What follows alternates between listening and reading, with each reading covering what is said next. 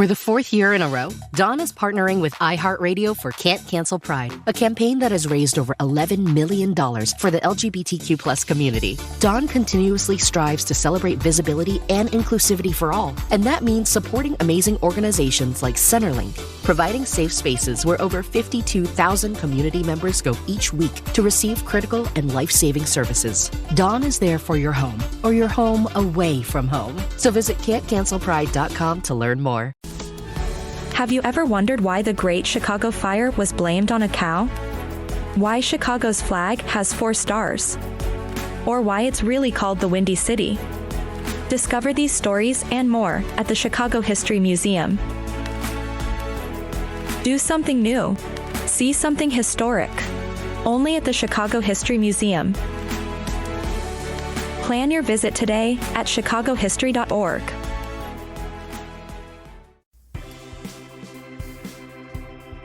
This is Beer in Front. Each episode, I'll bring you the latest in old and new school beers. I'll bring on people and breweries from across the country, as well as feature beer from the great city of Chicago. That's Beer in Front, and it's coming up now. Welcome to episode 164 of Beer in Front. I'm your host, Dave Zalatoris. And Beer in Front is a proud member of the OddPods Media Network. I have a really good show, nice interview that I had with Larry Horwitz. Larry is over at Crooked Hammock Brewery. They're out of Delaware and Myrtle Beach. I had a couple beers from them that were both spectacular. Great interview. A lot of fun talking to Larry, even though we had some Zoom issues, so forgive the Zoom issues, but that was just a lot of fun.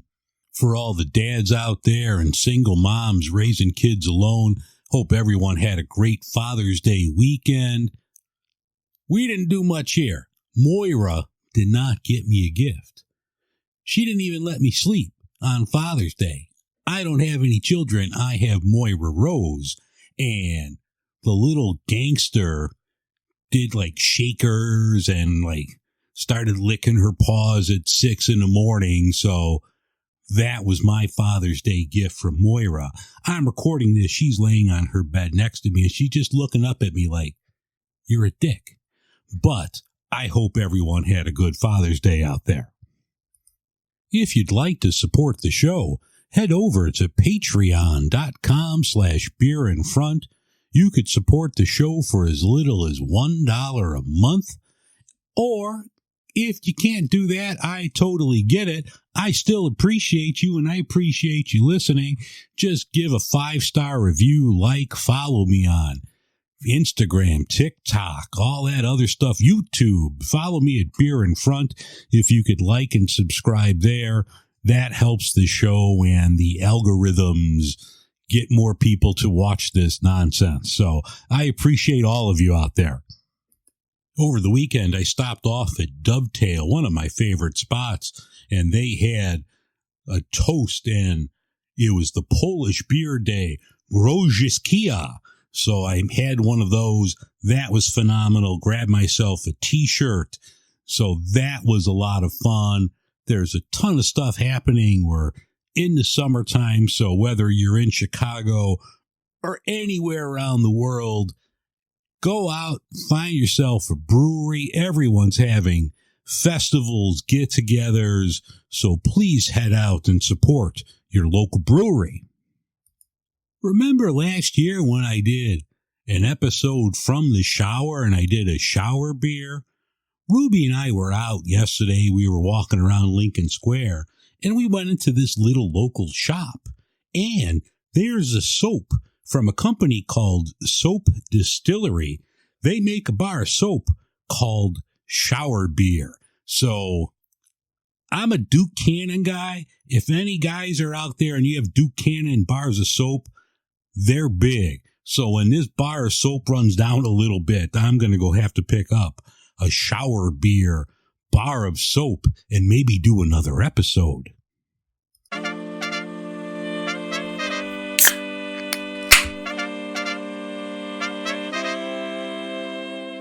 In beer news, Illinois passed, they did this on May 26th, but I just saw it.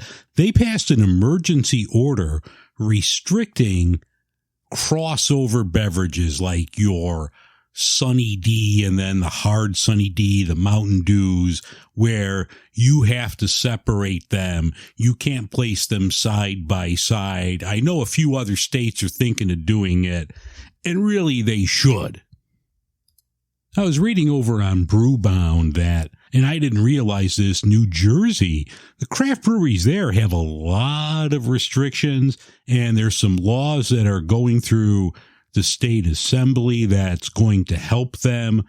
Like some of them will allow them to have food trucks and vendors on site, and they'll be allowed to have like special events, like most bars or breweries, they have like trivia nights or like yoga on weekend. I guess New Jersey can't do this, but there's some bills going through the assembly that hopefully will allow New Jersey to catch up with the rest of the world.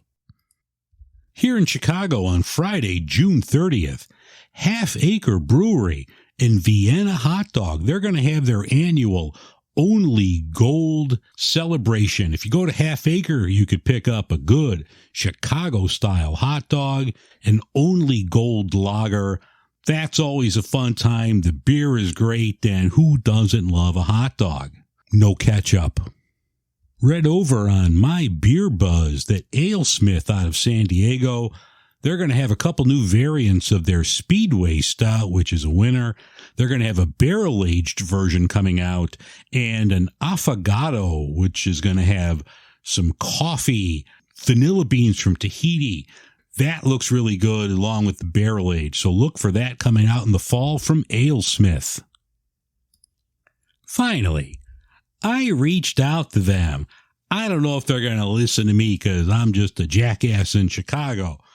But Bill Gates, he threw some money behind this startup company that is making a beer from wastewater that is like stuff from your shower. So it's called Epic One Water Brew. It's going to be a Kolsch-style ale made from purified shower, laundry, and sink water. I've reached out to them. I'm hoping that they send me a can because I'll try it on the show and talk about it, but I don't know. I mean, there's some days I skip a shower, not a lot. One day a week I skip a shower.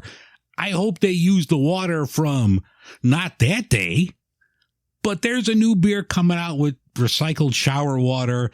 If you're interested in it, it's called Epic One Water Brew.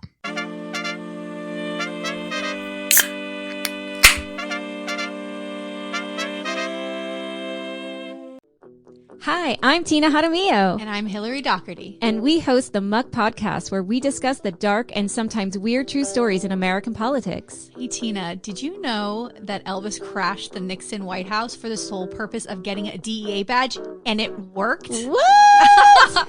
Or how a gun control advocate senator out of California engaged in gun trafficking with notorious gang leader Shrimp Boy? Shrimp Boy, I remember him. Okay, so, we cover all of that and more from maladies, madness, mischief, and murder in U.S. politics. And we also host a bi-weekly interview segment called Lil Muck. We interview politicians, journalists, activists, and others who share their experiences in politics. Find the Muck Podcast wherever you listen to podcasts and check us out on social media at the Muck Podcast. All right, welcome back to the show. I'm having on right now from Crooked Hammock Brewery. He's the head of brewing operations, Larry Horwitz. Crooked Hammock just put out a new beer last week called Hammock Light. This is a lager, 4.2%. I'm looking forward to cracking this open. Larry, how's everything going this afternoon? I'm doing great. How are you, Dave? Excellent. Thank you.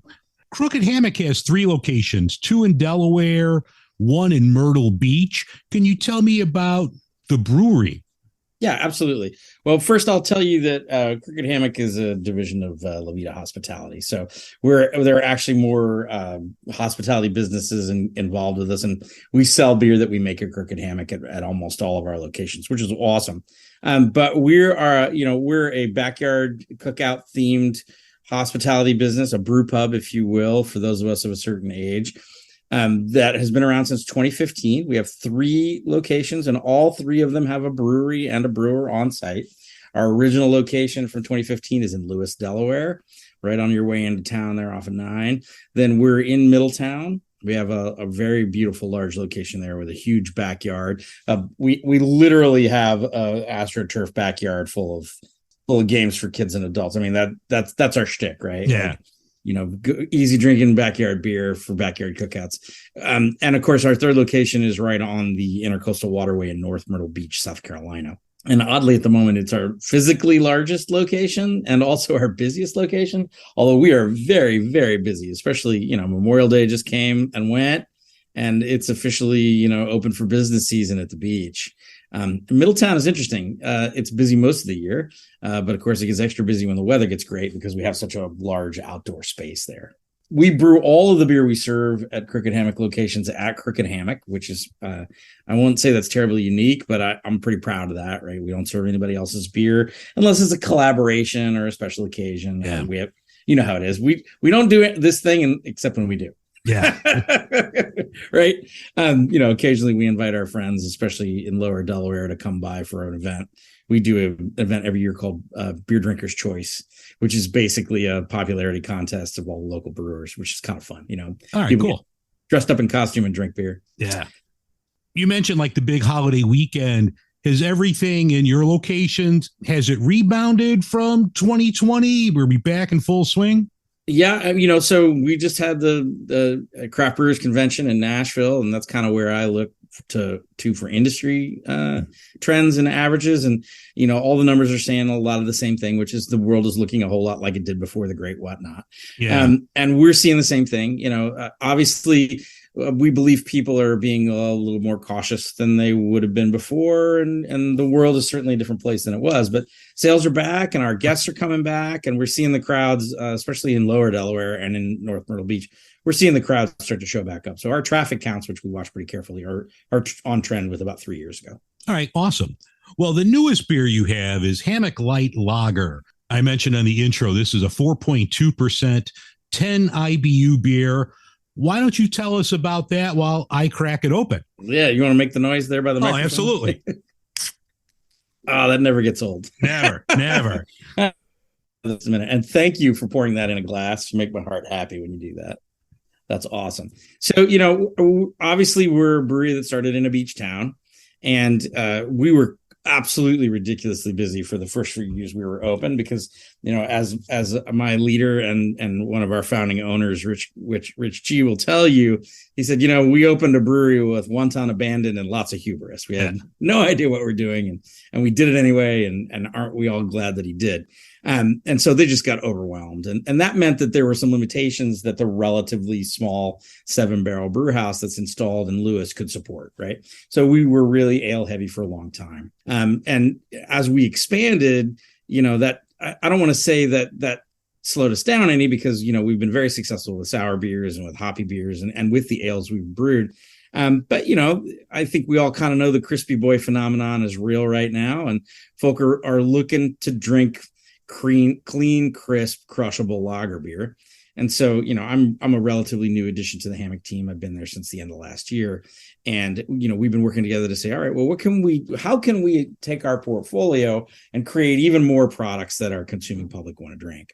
And I am super passionate about lager beer in general. I mean, I cut my teeth in the industry working for arguably the single largest manufacturer of beer in the world. And of course, I've worked for craft breweries all across the United States for the last 30 years, most famously for me, early in my career, a brewery that doesn't exist anymore called Hosper Brewing Company in Columbus, Ohio, which at the time, and I'll date myself here by telling you that I started working there in the early 90s, they were making exclusively lager beer. And that was really strange because who did that, right? I mean, those of us who've been around remember the times when, I have a good friend who was the brewer at the John Harvard's in Cambridge Square, and they had 2 fermenters, right? Like, he's like, we'd brew beer on Monday and we'd be selling it on Saturday. And I'm like, beer takes at least 2 weeks to make. He's like, yeah, it does, doesn't it? Yeah. And I'm like, all right, well, that's interesting. So, this tiny little brewery was passionate about lager beer. It's one of the reasons I got a job there. my boss at that time was a man named Alan Young, who interestingly enough just retired from the industry. But he's like, lager beer is a special thing. And, I don't want to call myself a Deutschophile, but I definitely have great respect for the lager brewing traditions, especially of Southern Germany.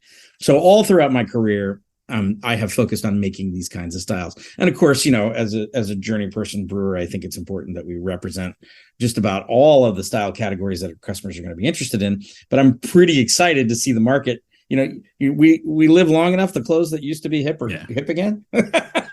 So the beer that I used to make a lot of is suddenly very desired by customers.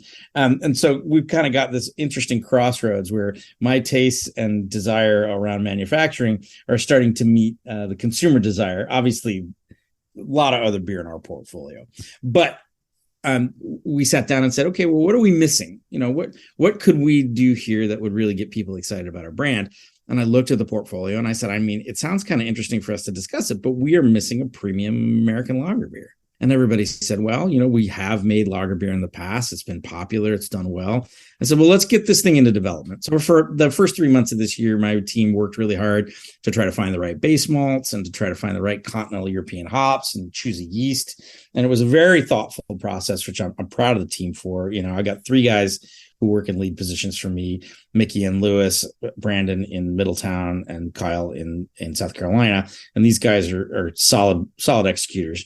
And as a group, we built this product and we started rolling out trial batches of it as early as February. And it landed kind of where it is right now, which is, while we talk about it as light lager, and it certainly is by all meaningful and legal definitions, it's a beer with some flavor in it, right? You can taste the malt here. This is continental. Absolutely. Right. And it's got that bready, biscuity flavor to it, but it's clean and crisp. And, I am a diehard fan of South German noble hops. The aroma hop in that beer is Hallertau Mittelfrüh. And while there's, it's funny because for the last 20 years of my career, we've been talking about dry hop additions in pounds per barrel, right? Like, when we make a New England IPA that will roll pretty soon, it's going to be an all the time beer for us. And we're debating whether it gets 3 pounds per barrel or 4 pounds per barrel, right? That's a fun debate, right? It's good, but it needs some more. How much more? I don't know. A couple glugs more. Keep adding. Yep. Keep going. Exactly. Yeah. Where's diminishing returns on beautiful hops, right? So the light lager worked its way around to the product you're drinking right now. And then we made another, what I joke, but it's almost true. We made a bold decision. We filtered the beer. And I know that there are a lot of brewers out there who think that's blasphemy. And I look at it like this: if you're a carpenter, filter is like a ball peen hammer for a carpenter, right? Mm-hmm. Like it's just another tool in the box. And while it's not always appropriate for every project you work on, there are times when there is nothing that will replace that tool. And in this case, I think that the style definitely deserves the level of clarity. We're just audio or are we video? Yeah, we're just audio, but I'll keep the video, but this is crystal clear. It's a beautiful golden color. It's a little darker than if you're listening to the show, you're thinking of just macro. No, this is a lot darker than that, but it's just a beautiful golden color. Yeah. So, the alcohol content and the hop content looks like you would expect from a domestic premium. But we were intentional about the choice of the Pilsner malt that's in that beer because I don't like beer that doesn't have flavor, right? It can be crisp and clean and light on the palate and still be interesting and have something that I look forward to drinking another one, right? And selfishly, I'm a man of a certain age. I want to be able to drink 3 or 4 of these bad boys at home, not driving. And, so some of my taste obviously drove where this landed, but it's great because my team when we got finished, and I think it was a good bit of work by everybody, we got finished with the project and, you're holding a version of it right now that we're really proud of. Everybody was like, yeah, man. I think we feel like we've figured out how to manufacture yellow beer, and I think that's an awesome story. But the real story here is that our customers have been asking for this product, right? And, I think we got to own that a little bit, where sometimes in the craft beer industry, it's felt to me like we can exclude people, right? And our brand is not about exclusion. Our brand is about finding people where they are and bringing them beautiful, well-made products that will help them enjoy their life. So hopefully in a backyard and hopefully, in a hammock. Yeah. And this beer seems to be well suited for that. It is right now, and all three of our locations, our number one selling product after really only 1 week. And it could be argued that one would expect that, but I didn't necessarily expect that. We're known for our sour beers. We're known for our hoppy beers. So it was like, well, we'll see how our diehard fans feel about it. But they're telling us with their wallets that they really dig it. And I'm stoked about that. Yeah. And it's like, this would be the perfect beer, and I'm not close to Delaware or Myrtle Beach, but sure, for me, I think this would be like the perfect beer. You're having a backyard barbecue. You're throwing some brats and burgers on the grill. You could sit there and work the grill all day, have a couple of these. You're not going to get hammered. You're not going to get bloated. It's a really good beer. Tasting this, it only has 10 IBUs, but you notice the hops there. The hops aren't hidden at all. It has a really nice taste. I love the hops that you use.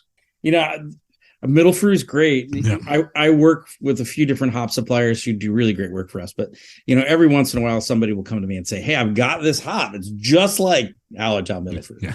And I say, that's interesting. And we'll do trials because I believe in trying new product. Right. And 9 times out of 10, I come back and say, well, I see where you're going there, but, we're still going to get Middle Fruit. Yeah. Right. And, we're working on our contracts to make sure we can ensure a supply of that. It doesn't necessarily always have to come from the south of Germany. But at the moment, I believe some of the best noble hops are coming from that region. And we've got relationships that are keeping good hops coming our way. I'm sure we will brew lager beers with other hops and maybe even yellow lager beers with other hops. But there's just no substituting that. I say that aroma for me is cedar and wildflowers, and it just tastes Deutsche to me, right? Like, when I think Bavaria and the Lederhosen, which are in the closet behind me, I think of a beer that tastes like this. I'm also a fan of Helles, and this beer is not a Helles. Somebody asked me about that recently. They're like, is it Helles? And I'm like, it's funny to think that, it definitely looks like a Helles from across the room, but I think there's a pretty substantial difference, oddly enough, between these two relatively light yellow beer styles. And we will definitely make some Helles in the not so distant future, but Heller to me is more malty, right? Yeah. Softer. And part of that's because of the hard water in Munich and in the south of Germany. But it's not Helles. And I'm glad to say that we can actually show the difference in that now. And you picked up on the hops already, right? Yeah. It matters. Also, hold that glass back up for me. I want to see how the foam's doing. Nice. It's still there. Okay. Yeah. Foam's still there. Yep. Having it in the Tiku glass here, or the Taku glass, if you will. Yep. I don't know how they pronounce it, but I love the glass. Yeah. It's a great glass. No, it's just a rock solid beer.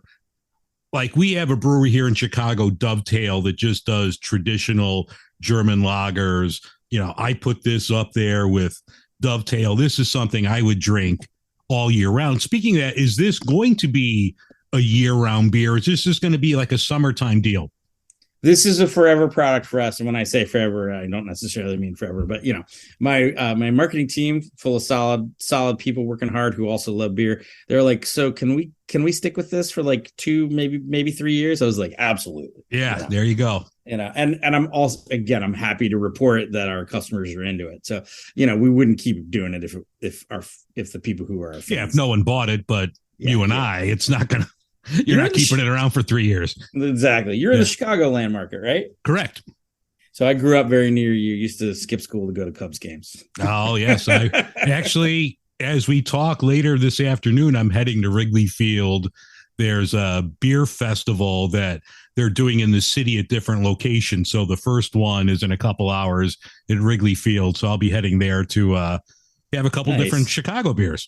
Is this part of FOBAB? No, this is it's done by the Illinois Craft Brewers Guild, and it's just like a Friday night flights, and they go to different spots in the city, and just, there's 30 different Chicago area breweries. So it's not a bad deal. $30 to get in, get you food trucks and samples of 30 great beers here. That's a good deal. These days, beer festivals have gotten kind of weirdly ubiquitous. The Chicagoland area has always had some really solid brewers. I think back to the Mickey Finn's days. Yeah.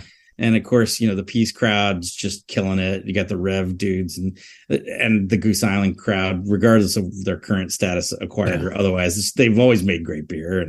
And I'm an upper Midwest guy. So, It's one thing. I was talking to somebody recently because the NRA show was in the National Restaurant Association show was in Chicago recently. So we had a bunch of people out there, and I was like, "Did you go see a game?"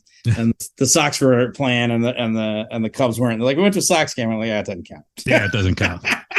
Yeah, it's all the way on the South Side anyway. I'm not a Sox fan. I can't help it. It's just I like the Cubs from back when they couldn't win. Oh yeah, I mean, I remember like I used to cut school in the late 70s, early 80s myself, and I went to Lane Tech, which is only like a mile and a half down Addison. So I would cut school at Lane Tech and just sneak my way to Wrigley Field to watch the really bad early 80s Cubs. Oh yeah. We would come to town to watch the San Diego games, and they just get hammered every time. Oh yeah.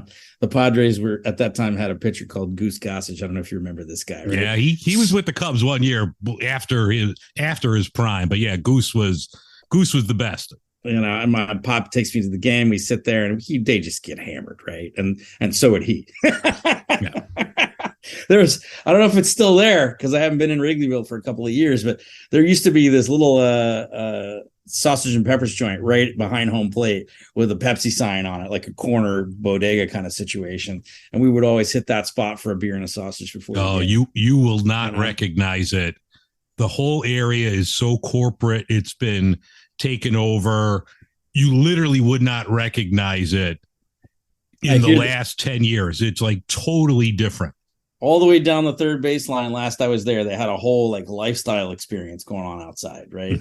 There's, AstroTurf and whatnot. Mm-hmm. And I was like, where's a man get a fire brew beer around this town? Yeah. Right. And they're like, well, we got both kinds, country and Western. Yeah. Right. I'm like, but I can't get a Stroh's. They're like, yeah, probably in a can somewhere in the stadium, but no, not here. Yeah. Stroh's is hard to find here. I did a show last year on beers that our fathers drank for Father's Day. And my dad was a Stroh's guy. And it took me a while to find it, but I did manage to get my hands on a Stroh's to have that. I lived for a long time in the Philly metro area, and Stroh's built a plant in Fogelsville, Browningsville. The plant's now owned by Boston Beer, Sam Adams. Yeah. And that's the last place I know they were brewing Stroh's, and they still got those fired kettles in that warehouse. And one of these days, I'm hoping that the Boston beer people actually make a beer in them. Yeah, we'll see. We'll see if they bring it together. It will be fun if they do. But man, the Upper Midwest is a blast for me. And every time I fly through now, I try to hit the Publican in the airport. Yeah, those guys usually have a decent representation of local craft. I work right by the Publican. I work at O'Hare, so next time you're flying through, come check me out. Oh, definitely. Yeah. We all spend way too much time in that airport, right? Yeah. So, we've been talking about Hammock Light, which I'm stoked about. And thank you I'm very happy to hear that my team got your beer. I was a little worried about that. So. Yeah, no, it came, I came back from vacation Monday, and it was on my doorstep. My neighbor picked it up for me. And so it's good. I had the peach a day ago, and I really enjoyed the peach as well. That is an awesome beer. It started out as a local specialty product for us. Obviously, in Myrtle Beach, the beer that you're talking about, we call Myrtle Peach, right? Which is basically as a peach wheat beer that's got a decent amount of hops in it. Yeah. When nobody was looking, we snuck a bunch of hops into it. That's kind of the brainchild of my lead brewer in Myrtle Beach, a guy named Kyle Shug, and it sells outrageously well in Myrtle Beach for reasons that don't surprise anyone. It's got Myrtle Beach in the name. But we move a little bit of it in Delaware too, just because the product is beautiful, and there's a spot where if you'd have told me 20 years ago that I would be excited about making fruit beers, we all remember the days where everybody and their brother had a raspberry wheat beer on tap and they were all pretty terrible. Yeah. Flavoring was coming from the same two places, and it kind of tasted like a cross between Vicks Formula 44D and hop water. Right. But the whole world around fruit and fruit flavoring available to the craft beer community has gotten so much better in the last 10 years. And the fruit flavoring that we use in that beer just really makes my heart happy. It tastes like peach in a good way because it's got peach in it. And some of the experimental hops that are on the market right now are really accentuating those flavors. And when Kyle came to me with the idea for that beer, I was like, yeah, I feel like this could work for us. I can tell you right now, it's our drive brand in the wholesale market down in Carolina, and it's selling faster than we can make it, which is a great situation. I mean, the craft beer market is mature now, and gone, I think, are the days when you can just hang out a shingle and do well. And I'm glad to say that our company seems to be competing, Yeah. And a lot of that is credited to our strategic leadership group, who said, hey, we want you to make great beer. And I said, well, there's some costs associated with that around training and ingredients. And they said, we can figure that out, but what we need is world-class liquid, right? And I'm stoked that we're really putting out stuff that I didn't curate what they sent to you. Mm-hmm. I knew we were going to talk about light, but he said, hey, I threw some peach in the box. And I was like, that's awesome. Yeah. Good job. Yeah.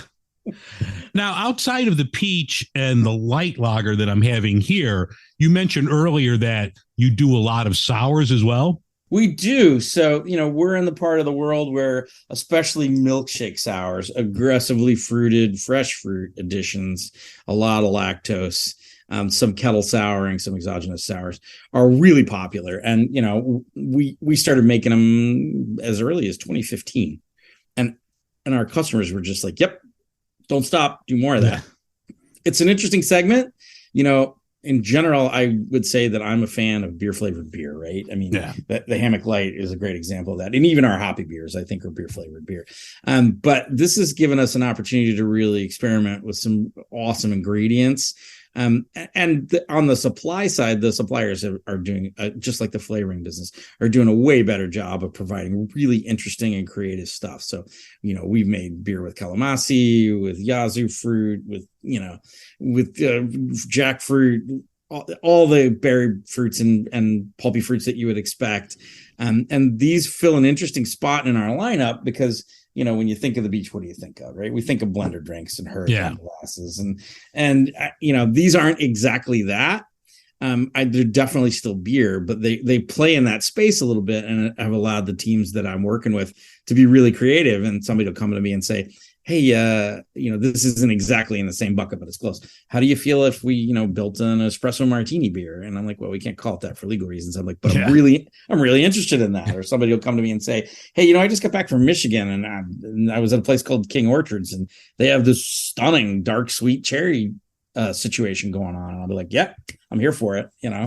We spend a lot of money on that product, and I think it's worth it, because it creates a whole nother experience, right? This is a beer that is fruit forward as a category, but it's sour enough to be refreshing.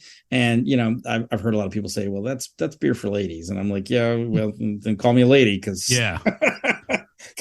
I'm here for it. Yeah, I think this year we'll make at least 40 different versions of that kind of product, right? Just based on whatever is fresh and beautiful that we can lay our hands on to put in the beer. And we can a whole series of those throughout the year under the name Brand New Day. So, this is an opportunity for us to make sure that we have something in our lineup all the time, but there's usually more than one around.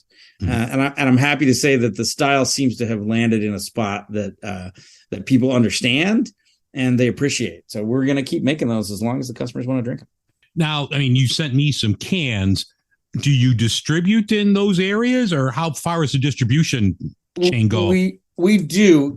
A lot of people will send beer far into the world. It's the, inch deep, mile wide, or inch wide, mile deep scenario. We're closer to the latter. So we have strategic reasons to want to distribute beer in the wholesale trade. And most of that is around two ideas. One of them is that, the communities that we tend to operate in are relatively small, especially in the off season.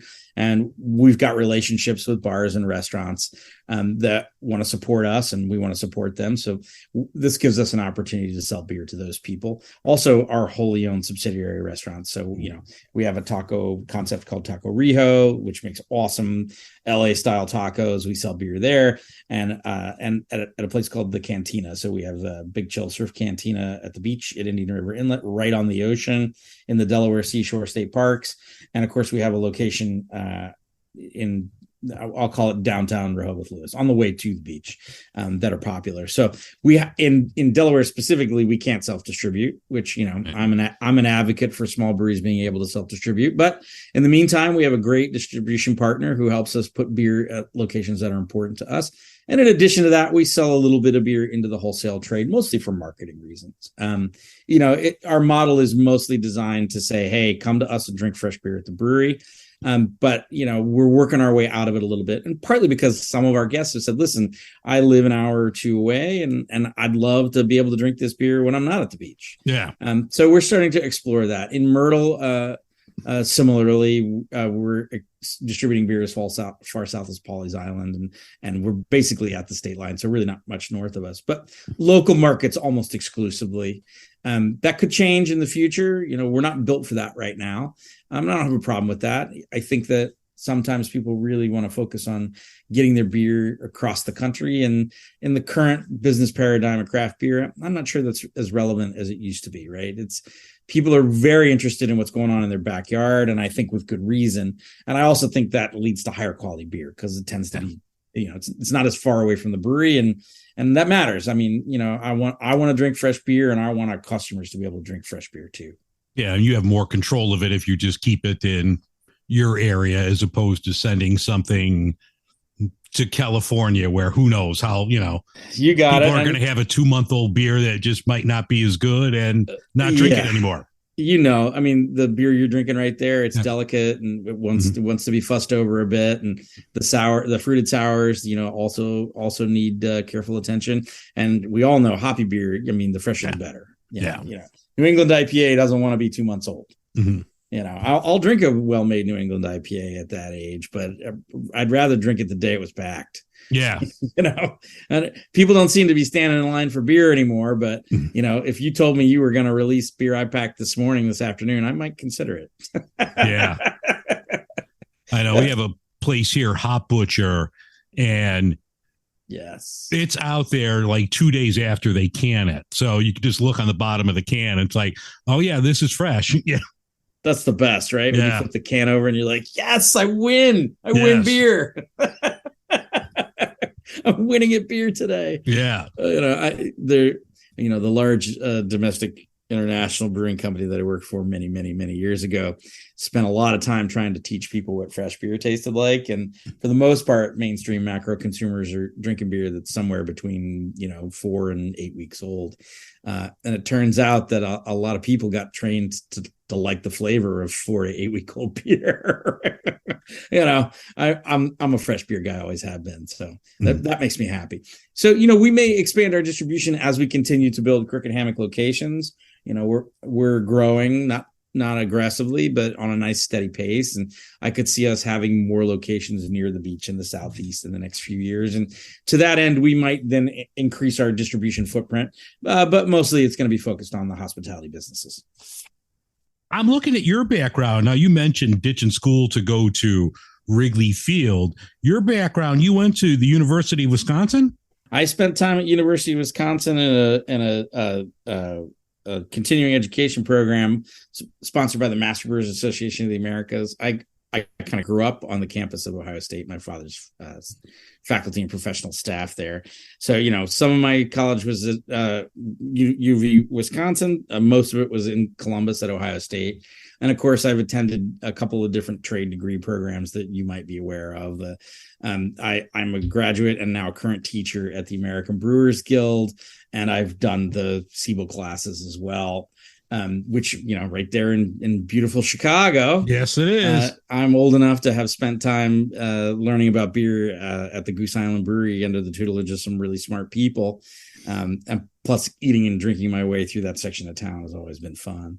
And then after that, just many, many years of being in the business. I don't know how it happened, but we all got to a certain age, right?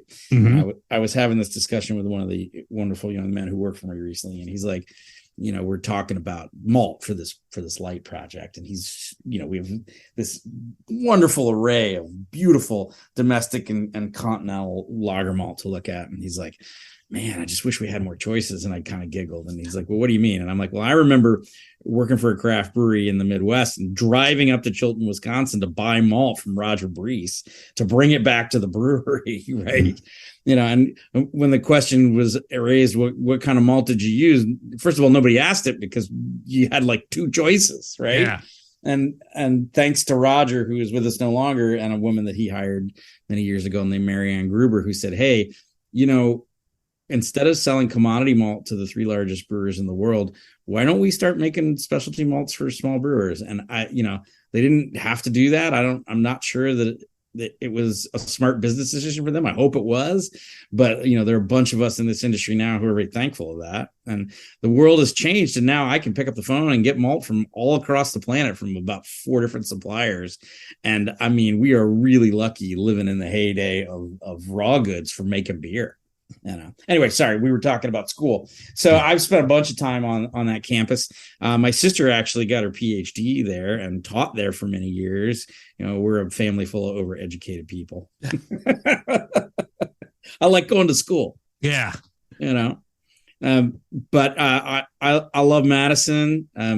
My brother-in-law brewed beer for some time at the Great Dane there. And of course, Dan Carey and I are friendly, and there's just something amazing about a brewery like that, right? This is a very interesting model. Famously, New Glarus doesn't distribute beer outside of Wisconsin. No, as of 20 years ago, they stopped brewing here. I was talking to people from Great Lakes yesterday, and I was telling them, like, they only came to the Chicago market. It was 20 years ago, because New Glarus pulled out. So the distributor replaced the New Glarus stuff with Great Lakes. So we were talking, I'm like, yeah, it was 20 years ago. They just pulled the plug on Illinois and just said, now we're staying local in Wisconsin. Well, Dan was like, listen, I don't think I can control the quality of my beer in that market. That matters to me. If you've ever been to New Glarus, first of all, I encourage a trip. Yeah. It's like going to the Church of Beer, right? Yeah, it was phenomenal. Oh, he's fun. They make beautiful, beautiful products, but the place is just gorgeous. Yeah. He's got all that tile floor and those copper onion dome kettles. It's just, man, there's a guy with some heart. His whole family is into it too. What else are you drinking these days that you're into? A lot of local stuff. Coming back from California, Society, I really like. So I managed to grab some of that to bring home with me. That's always just a rock solid IPA. I love going there to San Diego, so I had to make sure I threw some of that in the suitcase. Right. I still like my barrel aged stuff, but it's getting a little warmer here. You don't want to have a barrel aged beer when it's 85 degrees outside with Chicago 70% humidity. So I've been doing a lot of lagers. Just picked one up today from Off Color that's in the refrigerator now called Beer for Bags. So they have a great series with, this has, the bags game on there, the cornhole game. So that's a 6% malt liquor, but everything Off Color puts out is generally phenomenal. So I'm looking forward to having that later tonight. Tis the season for cornhole, right? Yeah. And I was just at a cornhole tournament, oddly enough. I'm into leisure sports. Yeah. Frisbee golf is a thing here, and I think that might be not leisurely enough for me. Yeah. What else do you have? Do you have anything new coming down the road? I mean, obviously this is the newest beer and you want to give this a chance to breathe, but what else do you have that's coming up?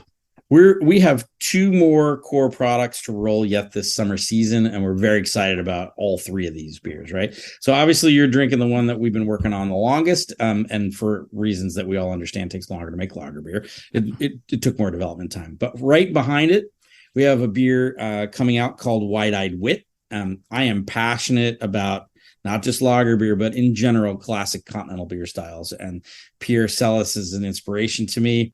So we are brewing a beer in tribute to the original Celis White that is spiced the way you would expect. Again, made out of beautiful continental malt with some domestic malted wheat and unmalted wheat products in it.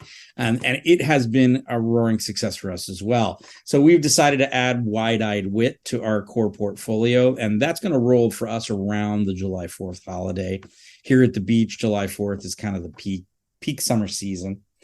Everybody's working into full vacation mode. The water's warm and the beach is sunny and sandy.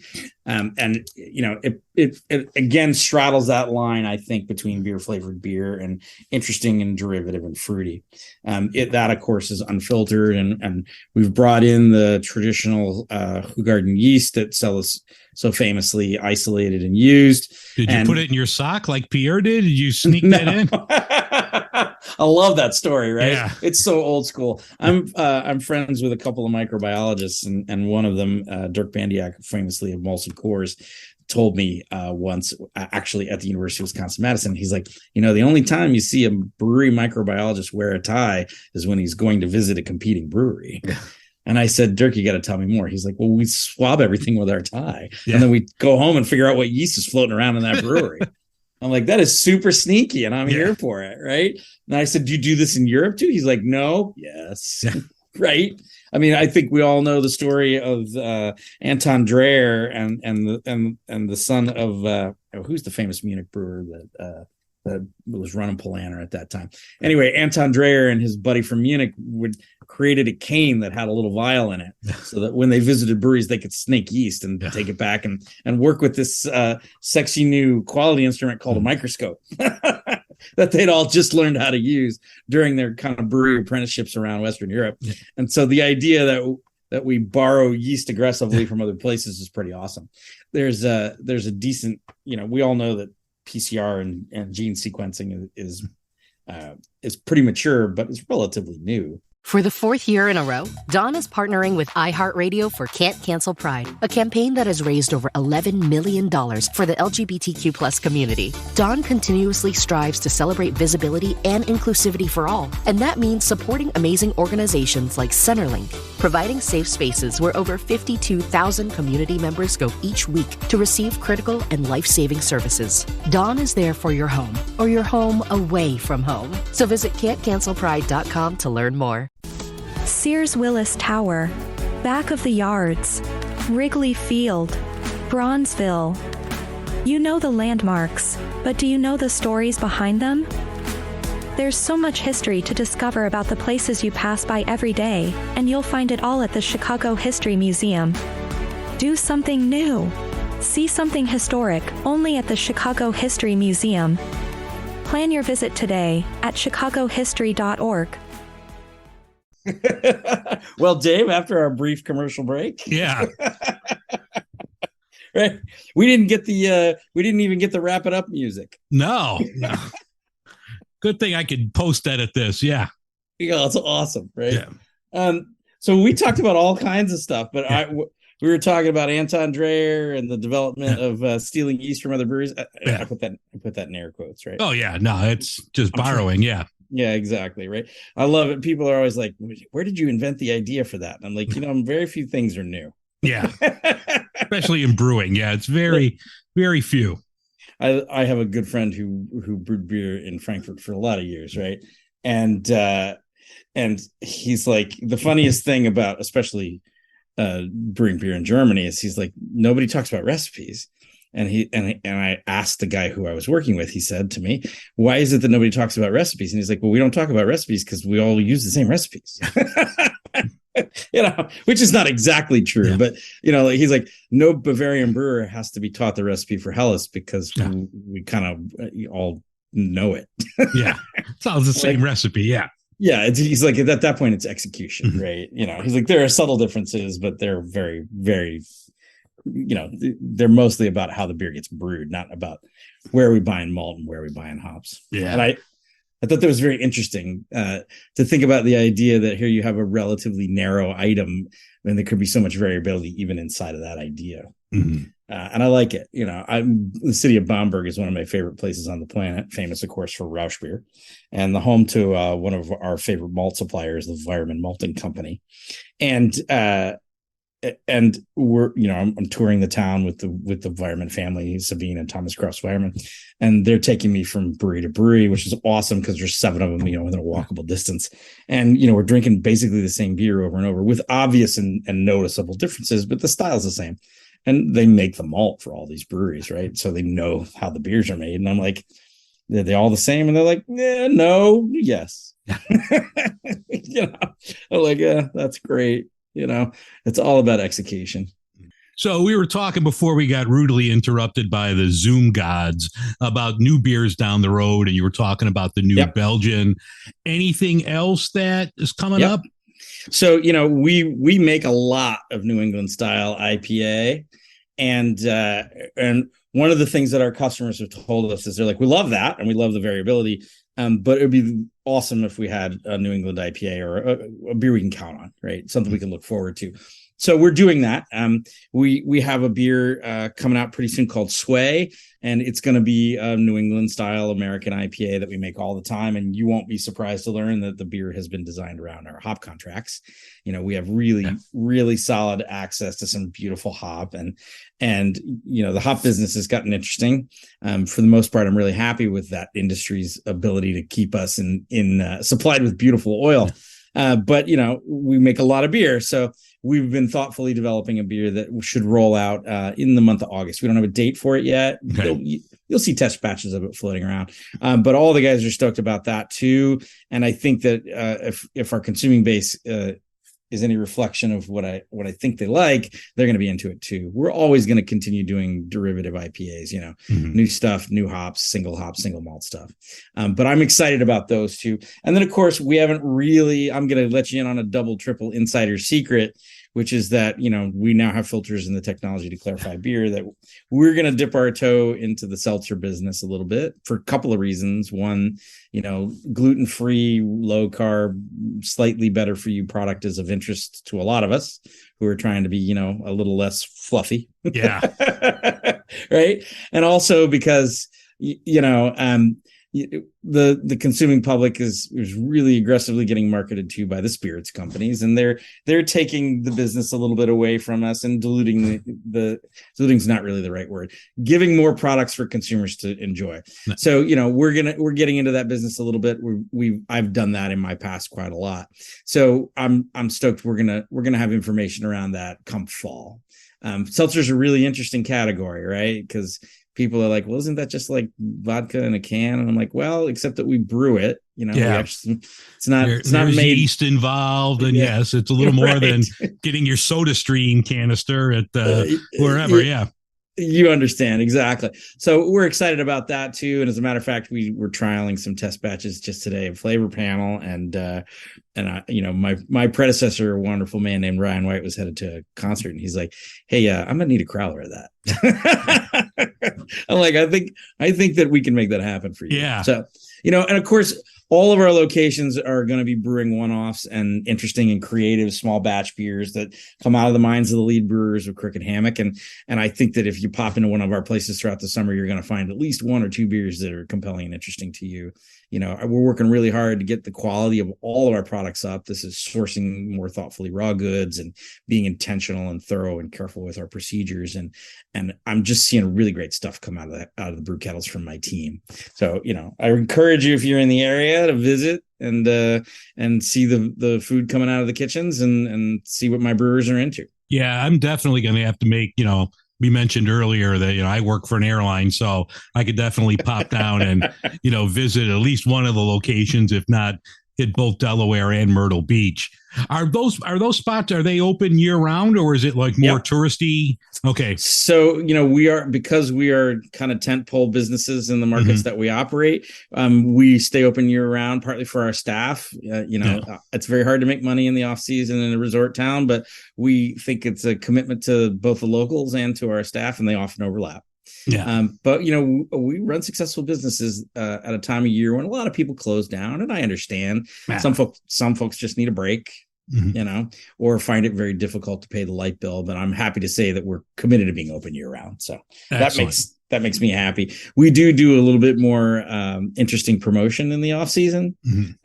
So I always encourage people to pay attention to our social media feeds, especially outside of summer. Yeah. Actually, while I was trying to hunt you down after we got kicked off, all right, let me find your name on Twitter. And there's another guy who was like Brewer. I'm like, okay, this has to be the guy. No, that's not him. All right, shit. Good thing I didn't send him a message. Yeah. That's all right. Yeah. It could have been interesting. Maybe you make a new friend, right? Yeah. I mean, he's got Brewer in his name. He's probably a decent human. I'm like, oh, this has to be the guy. And I'm looking at the picture and I'm like, No, he's out of Ohio. And yeah, no, this isn't the guy. Sorry. Yeah, I'm in Delaware now. So Yeah. the good news is Michael finally popped up his head and found both of us. So. Yeah, perfect. Well, Dave, I'm going to have to scoot, but I'm so glad that we got to connect and kind of put a bow around our conversation. Yeah, absolutely. Anything else you want to talk about while I got you? No, just real quick, for people that are listening, and I'm going to have this and the peach on the show later to give you a more in-depth review, throw something up on YouTube, but definitely Hammock Light Lager is a winner. I think you're going to like it. It's from Crooked Hammock Brewery. Larry, thank you so much, sir, for coming on. I really appreciate it. Dave, I love what you're doing. All right. Don't stop. And I appreciate you having me. We look forward to maybe hoisting a pint with you if you can get to the beach. Absolutely. I'm down for that. All right, Larry, take care of yourself, sir. We'll see you later. Thanks, man. All right. Take care.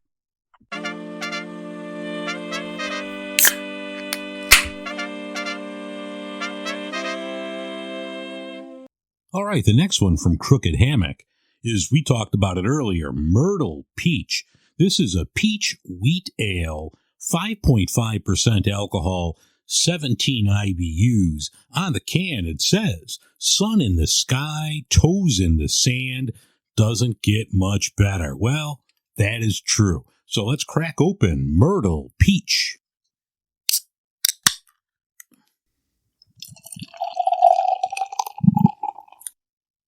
As I'm pouring, I get a huge whiff of peach aroma. It smells lovely.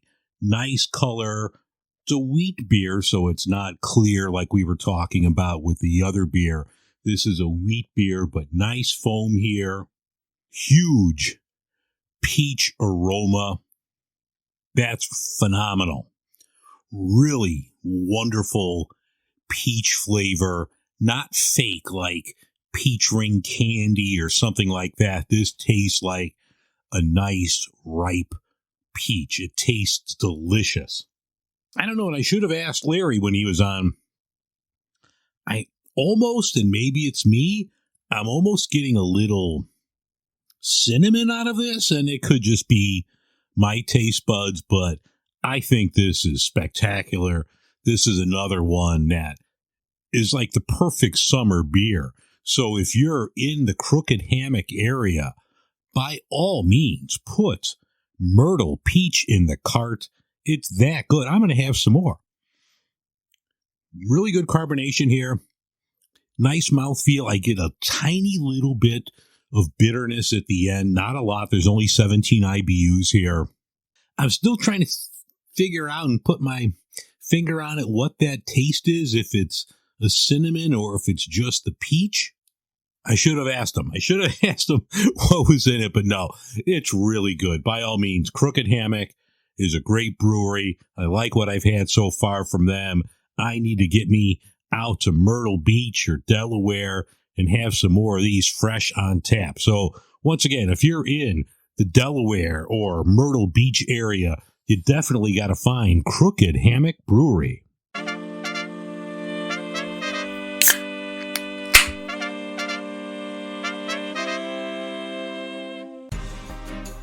Oh, that was a lot of fun, and I apologize for the Zoom issues we had. But I really want to thank Larry Horwitz for coming on from Crooked Hammock. That's a spot I need to get on a plane and go to. If you're in the Delaware, if you're in the Myrtle Beach area, by all means hit them up. The beers that I've had are both great. I think you're going to enjoy them. I also want to give a big shout out to the PR person, Michael Greger.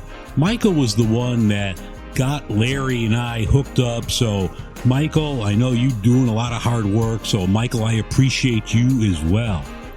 Next week's show is going to be good. I'm going to have the Cicerone people on. We're going to talk about the Cicerone program, and I'm taking the test. So, by the time this comes out next week, I will hopefully be a certified beer server. I'm looking forward to that.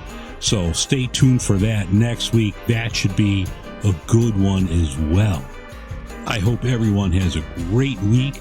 I will see you next week on the show. And remember, sometimes the beer in front of you is the best one yet.